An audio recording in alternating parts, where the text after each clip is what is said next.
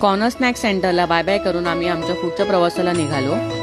जसं मी तुम्हाला लास्ट माझ्या व्हिडिओमध्ये सांगितलं की आम्ही मुंबई गोवा ट्रिप काढली होती आमच्या स्कॉर्पिओ यांनी. आम्ही चिपळूणला पोचल्यानंतर आम्ही इथे नाश्ता केला. पोहे, घरगुती पोहे वगैरे बनवले होते त्यांनी मस्त छान. त्यानंतर आम्ही गुहागरला जाताना आम्ही रस्ता चुकलो.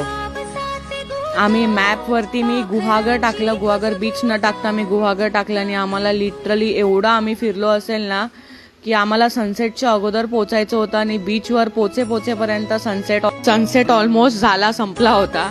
हाच तो लेफ्ट आम्ही जो चुकलो, जो लेफ्ट मारला, राईट मारायचं होतं तिथे आम्ही लेफ्ट मारलं आणि आम्ही गुहागर गावात पोचलो.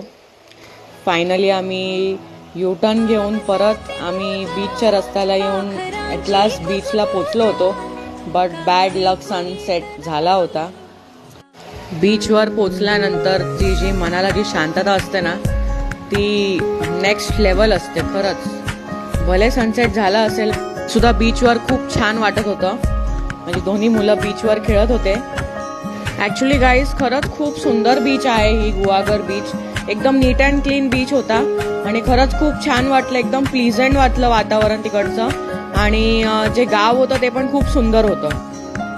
तुम्हाला व्हिडिओ आवडल्यास नक्की शेअर करा, कमेंट करा अँड फॉलो करा. थँक्यू. Keep watching.